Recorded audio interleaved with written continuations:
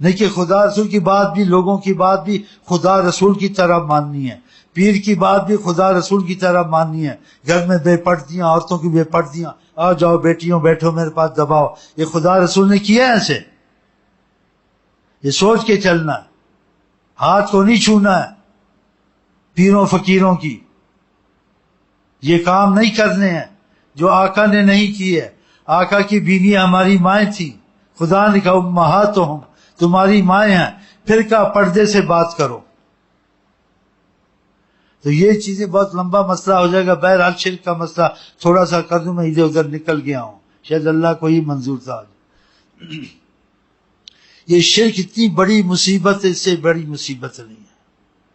خدا نے کہا جو شرک کرتا ہے آسمان سے گرا ہے، ان الشرک لظلم عظیم، ایک بہت بڑا اگر ظلم ہے یہ شرک ظلم ہے۔ ان اللہ لا یغفر ان یشرک بہ، خدا کبھی نہیں بخشے گا شرک کو، اور اس کے سوا جو ہو بخش دے گا، ایسے قرآن۔ اور اس پر آقا جی نے کہا شرک اخفی من دبیب النملہ، شرک اتنا باریک ہے کہ کالی رات میں کالے پتھر پر کالی چیونٹی چلے اس سے بھی باریک ہے، بتاؤ۔ اور جو چیز شرک نہیں ہے اس کو شرک نظر آتا ہے تو دوسرے پہ فتویٰ نہ کہ اگر معتبر آدمی ہے، اس میں معتبر علماء ہے، معتبر اولیاء ہیں، تو اس کو شرک نہ کہے، وہ شرک ہے یا نہیں مجھے سمجھ میں نہیں آتا، میں نے یہ درود نہیں پڑھنا، میں نے نماز والا پڑھنا۔ اور بالاتفاق نماز والا درود سارے درودوں اولیاء اللہ سے افضل ہے۔ اگر اولیاء اللہ کا کوئی درود پڑھتا ہے کبھی برکت کے لیے پڑھ لے، لیکن اس کو اتنا نہ پڑھے کہ آقا کے زبان سے جو نکلا ہوا درود ہے اس کی اہمیت ختم ہو جائے۔ بعضے ایسے ہو گئے جو زبان رسول کریم سے درود نکلا ہے اس کی کوئی اہمیت نہیں رہتی، یہ ہم پڑھیں گے درود ساتھ پڑھتے رہیں گے، درود اکبر پڑھتے رہیں گے، درود ہزاری پڑھتے ہیں، تو اس درود پڑھنے کو دل نہیں کرتا۔ یہ بہت بڑی غلط فہمی، اور جو تربیت دیتا ہے سمجھاتا ہے اس نے بہت بڑا ظلم کیا، وہ ناقص تھا۔ اگر وہ سمجھدار ہوتا تو طریقے سے سمجھاتا کہ اصل چیزیں وہی جو آقا کی زبان سے نکلی ہیں۔ بزرگوں نے جو محبت سے دعائیں بنائی ہیں یا کہی ہیں یا درود کی ہیں وہ برکت کے لیے کبھی کبھی پڑھ لیا کہ آقا کے محبت والے ہیں، لیکن اصل اسی کو زیادہ برکت والا سمجھنا چاہیے جو زبان مصطفیٰ سے نکلی ہے۔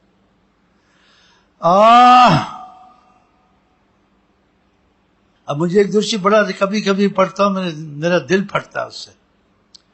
اس بزرگ نے تعریف کی ہے حضرت محمد مصطفیٰ کی، افضل نہیں اس درود کو سمجھتا، افضل نماز والا سب سے افضل یہ۔ اور چلنے پھرنے والوں جو کاروبار ہیں کالم نہیں پڑھا جاتا تو ان کو صلی اللہ علیہ وسلم بتا دیتا ہوں۔ مجھے پتہ آلہ و صحابی ہے، لیکن یہ نہیں بتاتا ہوں وہ پڑھ نہیں سکتے، کیونکہ اخبار پڑھے، اسکول میں پڑھے، لمبا درود اگر پڑھے تو پھر اس کا دھیان ادھر ہے، پھر اس کا مضمون نہیں یاد ہوگا، چھوٹا درود چلتا رہے گا۔ تو ہم اپنے مشائخ سے سوال نہیں کرتے تھے، کیسے نہیں پوچھتے تھے، آپ نے صلی اللہ علیہ وسلم بتایا تو آقا جی نے کہا، اگر پوچھتے تھے وہ چپ ہو جاتے تھے، پھر ہم سمجھ جاتے تھے آقا جی نے اجازت دی ہے تو صلی اللہ علیہ وسلم میں برکت ہے۔ اس لیے ہمارا صلی اللہ علیہ وسلم جو سلسلے میں ہے ہمارے مشائخ کے طور سے اس میں آلہ و صحابی سب آ گیا ہے کہ آقا کی زبان سے نکلا ہوا لگتا ہے، دعوے سے نہیں کہتا ہوں۔ اس لیے ہمارے مشائخ جاہل تو نہیں تھے، جو اتنی برکتیں ہم کو ان کی تو وسیلے سے نصیب ہیں، ہم جڑے ہیں ان سے تو اتنا ہم کو فائدہ ہوا ہے، تو اگر پوچھتے تھے چپ ہو جاتے تھے، کہتے صلی اللہ علیہ وسلم بھی پڑھ لو کافی ہے۔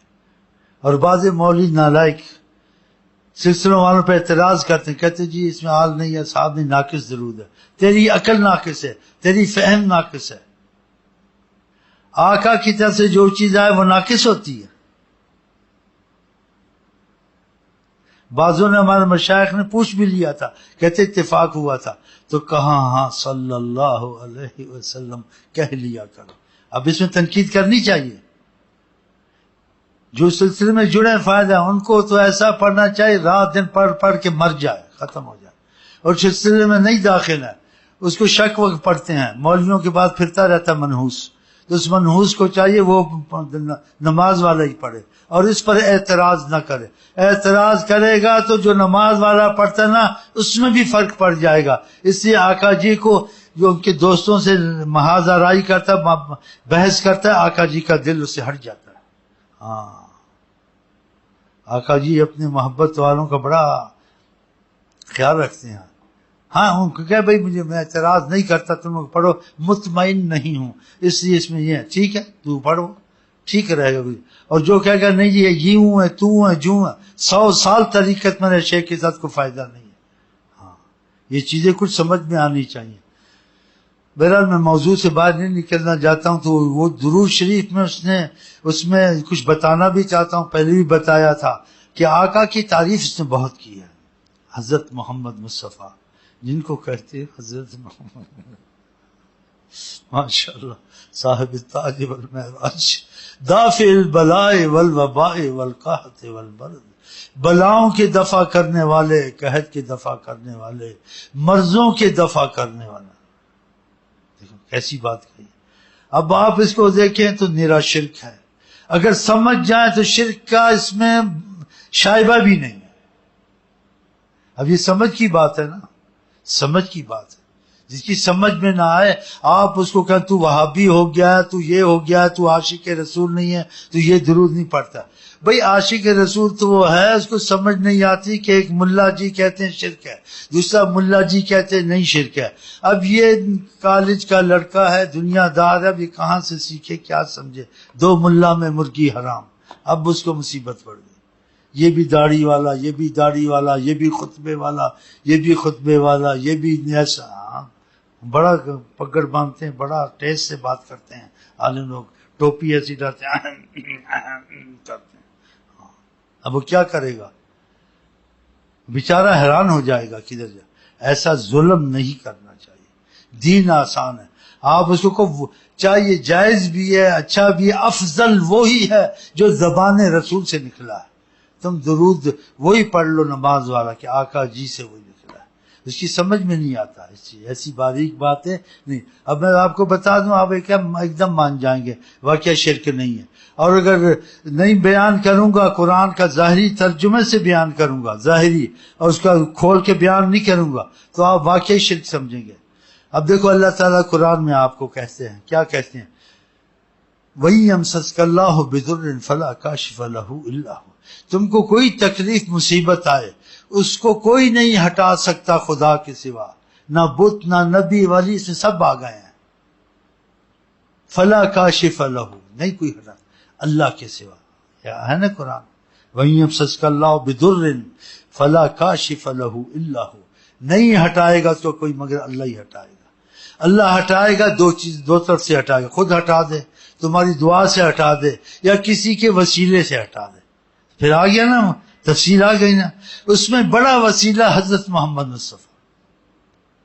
تو پھر یہ انسان کا ذہن کھل جاتا ہے کہ ہاں صحیح ہے، اللہ نہیں ہے، کوئی نہیں ہٹا سکتا، اللہ ہٹا سکتا ہے۔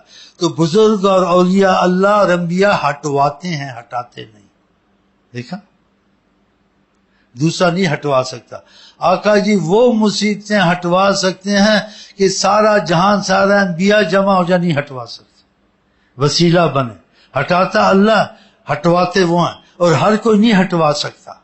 یہ مسئلہ سمجھ لیں۔ ہاں اچھا، وہی سبز کا اللہ بضر، اگر تم کو کوئی تکلیف، کوئی مصیبت، پریشانی خدا کے سوا کوئی نہیں ہٹاتا۔ یہ قرآن ہے، یہ منسوخ آیتیں نہیں، آپ بدل اس کو نہیں سکتے، نہ اس کا مفہوم بدل سکتے ہیں۔ ہاں سمجھ خدا دے دے، وہ ایک بہت بڑی چیز ہے، خدا کی رحمت ہوتی ہے۔ تو اس درود تاج میں کیا کہا؟ دافع البلاء والوباء، آیت کہتی کوئی نہیں ہٹا سکتا۔ اور یہ درود تاج والا کہہ رہا ہے بلائیں بھی ہٹاتے ہیں، قحط بھی ہٹاتے ہیں، مرضے بھی ہٹاتے ہیں۔ اور قرآن کہتا ہے کہ ابراہیم نے بھی دعا کی تھی علیہ السلام نے، وَإِذَا مَرِضْتُ فَهُوَ يَشْفِينِ، میں نبی ہوں، مریض ہو جاؤں تو اللہ ہی شفا دیتا ہے، کوئی نہیں دیتا۔ تو اس نے کیسے ایسے کہہ دیا؟ ہاں اب تیرا ذہن اگر ٹھیک ہے، ٹھیک ہے، اگر کون ذہن ہے، عربی میں کہتے ہیں بلید ذہن، موٹی عقل، ہاں ٹگا، بس ٹگے نو کی سمجھانا، چپی ہو جا، جاہل کو کیا سمجھانا، اس کا ذہن اتنا نہیں ہے۔ وہی اس کا مفہوم پتہ ہے کیا ہے؟ دافع البلاء والوباء، جب آپ دعائیں فرماتے تھے بلائیں جاتی تھی، جب آپ دعائیں فرماتے تھے مریضوں کو، یہ ہوا ہے نہیں ہوا؟ اب مان جا کیا واقعہ ہوا ہے؟ حدیثوں میں کتنے مریض ہیں، آقا نے ہاتھ اٹھایا بلائیں دفع، قحط کے دفع کرنے والے صحابی آئے، بارش نہیں ہوتی، ہم تباہ ہو گئے، ہمارے گھر تباہ ہو گئے، ہمارے مویشی تباہ ہو گئے، ہماری حالتیں بہت ایسی ہو گئی ہیں. آقا جی نے ہاتھ اٹھائے، قحط سالی چلی گئی. قحط وہ دیکھ لو، بارشیں ہوئی. کیونکہ یہ تو ہوا ہے، آقا نے جب ہاتھ اٹھایا، پہلے نہیں ہوا، وہ کرتے رہے دعائیں نہیں. جب آقا نے ہاتھ اٹھایا نہیں، بارشیں شروع نہیں ہوئی. پھر کہا کہ ہاں اس کا مطلب یہ ہوا دافع البلاء والوباء والقحط والمرض، کہ جب آپ دعا فرماتے ہیں، سفارش کرتے ہیں، اللہ سے امت کے لیے رحمت مانگتے ہیں، تو ہر بلا ہر مصیبت دفع ہوتی ہے. اسی آدمی جب کسی کے پاس جاتا ہے تو اس کو پتہ ہوتا ہے کہ خدا ہٹائے گا، لیکن وہ کہتا ہے یہ افسر یار ہم مصیبت میں، یار ہمارے گھر میں تنگی ہے، یار ہماری نوکری لگوا دو، یار ہمارا فلانا. تو اللہ لگوائے گا، وہ اس کو پتہ اللہ لگوائے گا، لیکن وسیلہ بنانا پڑے گا. صحیح غلط ہے؟ تو ایسے یہ وسیلہ یہ بن سکتے ہیں. تو سب سے بڑا وسیلہ حضرت محمد مصطفیٰ. سمجھ میں آ گئی بات؟ اختلاف ہی ختم ہو گیا کہ خدا ہی کرتا ہے. خدا وسیلے سے بہت جلدی کرتا ہے، خاص تن وہ وسیلہ جو جس کے وسیلے حضرت محمد مصطفیٰ بن جائیں. تو یہ پھر بات دیکھو، اب درود شرک نظر نہیں آئے گا کہ واقعہ دعائیں کرتے تھے، بلائیں دفع ہوتی تھی، قحط دفع ہوتی تھی، کہ لوگ آئے ہیں آقا پاس، یہ واقعات ہوئے ہیں، نہیں کہ نہیں ہوئے ہیں. اور آپ نے دعائیں فرمائی ہیں، ہاتھ اٹھائے ہیں، ان کی جان چھوٹی ہے. پتہ نہیں جان نہ چھوٹتی کب تک. ان کو پتہ نہیں تھا اللہ شارک کے قریب ہے تو کر لیتے دعا نا. ان کو پتہ تھا کہ اللہ شارک کے قریب ہے، لیکن اللہ جتنی حضرت محمد مصطفیٰ کی سنتا ہے اتنی ہماری سنائی نہیں ہے. جتنے وہ مقبول ہیں اتنے ہم مقبول نہیں ہیں. پتہ نہیں کب دعا قبول ہو نہ ہو، لیکن اگر وہ کرم فرمائیں گے، دعا کریں گے، ایک دم اللہ کرم کرے گا. تو اس کا یہ مطلب پھر شرک کا تو سوال ہی پیدا نہیں ہوتا اگر بات سمجھ میں آ جائے. اور جس کی یہ بات سمجھ میں نہ آیا، بیچارے کی عقل ہی ایسی موٹی عقل ہے، تو بولے بھائی مجھے تو نہیں پتا، یہ دافع البلاء ادھر بھی ہے ادھر بھی ہے، بس میں تو کہتا ہوں اللہ اللہ اللہ اللہ، بس ٹھیک ہے. لیکن تو حضور کے وسیلے کو برا مت کہہ، گالیاں مت دے ان کو، ایسے کہ سمجھ میں نہیں آتا، پھر بھی اس کی خیر. لیکن جب دخل دے گا مصیبت میں آئے گا.